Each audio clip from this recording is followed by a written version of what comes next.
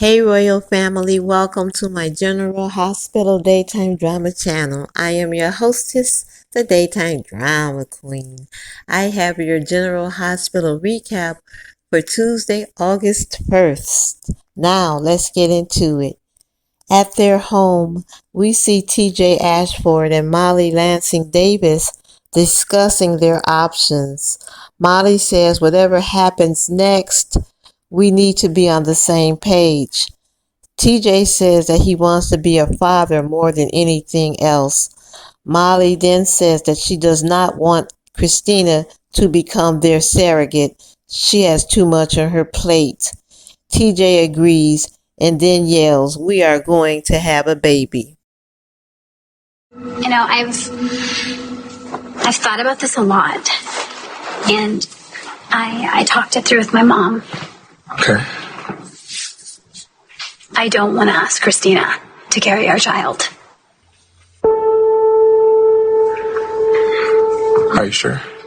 Yes. And although I'm certain she would do it for us, I don't think she fully understands. At the Metro Court, Anna Devane and Sonny Corinthos continue to discuss the Pikeman organization. Anna says it is bad news. Dante Falconeri shows up and says, "What are you guys talking about?" He says that the WSB may be trying to take you out, Anna. Christina Corinthos Davis shows up and joins them. She says, "So, do we now know who was the target of the shooting, you or Anna?" She then excuses herself to the restroom. Should have been locked up at a WSB facility in Berlin. The only people with access to it would be inside the agency. Okay, well, there we have it then. It's got to be an inside job. Yeah. Whoever, they knew Victor had your file. Maybe they're even the ones who gave it to him. They knew once the file was released that Anna would be disgraced and arrested. Well, they got one part right. I was certainly disgraced. Yeah, but you weren't arrested. You get out in front of it. You resigned from the WSB. I was forced to. Did what themselves? Take a shot at Anna?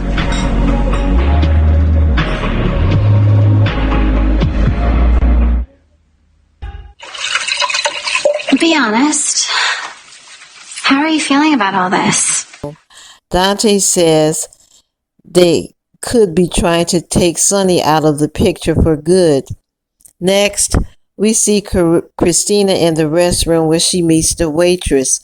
The waitress recognizes Christina. She says, "You're opening up the center." Christina says, "Yes." She said, "I wish that you had it open when my brother was around. He was gay and he came out at the age of 15 and my parents ran him off. I haven't seen him since." She then thanks Christina for opening the center, boosting Christina's confidence. Nina. Oh, yeah. She brags about you all the time. She thinks the work that you're doing is amazing. I didn't know she felt that way. For what it's worth, Nina and your dad are really proud of you.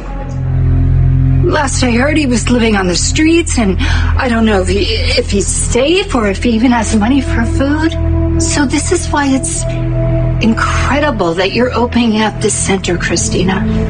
It's so important. Yeah. Okay, I gotta get back to work. Yeah, totally.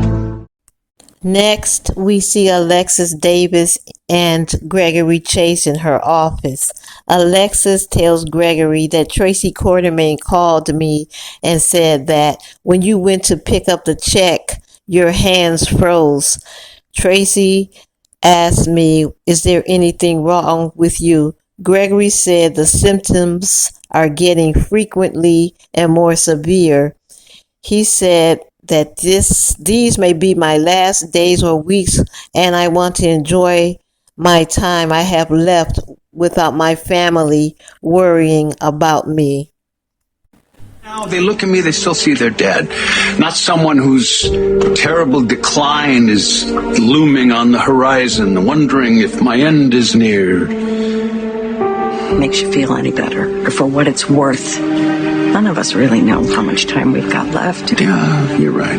But I just want to enjoy what little time I have left with them without them worrying about it getting cut short. Next, we see Ava Jerome going to the home of Carly Spencer. Avery is spending the night with Carly. Carly guesses that something is afoot because Sonny wants Avery to spend the night with Carly. Carly says that Avery told me about the new nanny. Ava chimes in that the nanny is nice and I like her. Carly says that is not what Jocelyn said when she met her at the pool. Now who's telling the truth?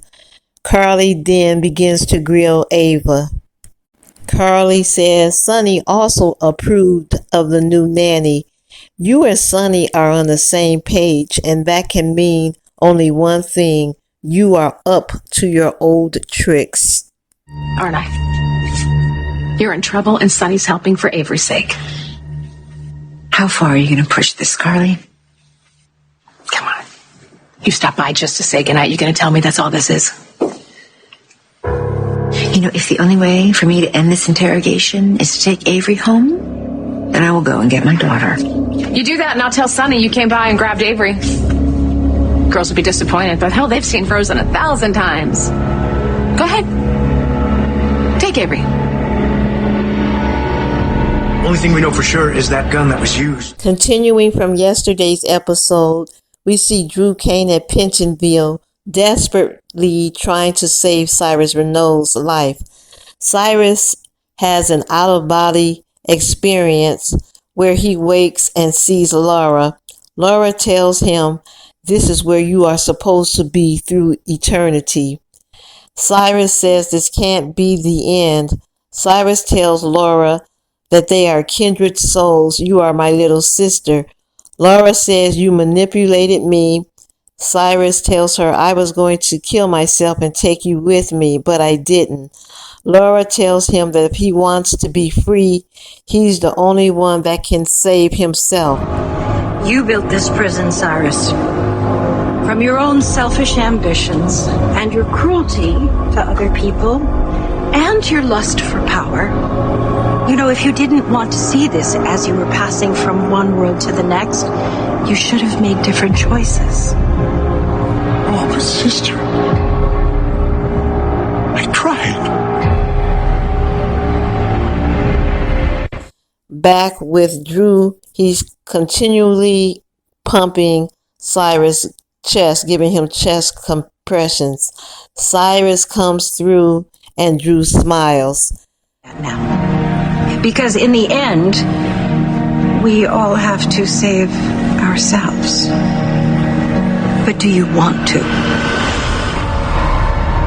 Because you're the only one keeping you locked in here. Don't go, Laura. Please, don't go. Hey, there he is. There he is. Come on. Come on, Cyrus. Hang in there. The doctor's on his way, okay, man? The guard informs Drew to come back here. You are going to solitary confinement. Well, that Man's alive because of you. Not just because of me. I mean, you could have refused to let me help him, so you had a big part in that, too. Yes, paramedics just took him to GH. Got it. Where do you think you're going? What do you mean? You were busted for fighting.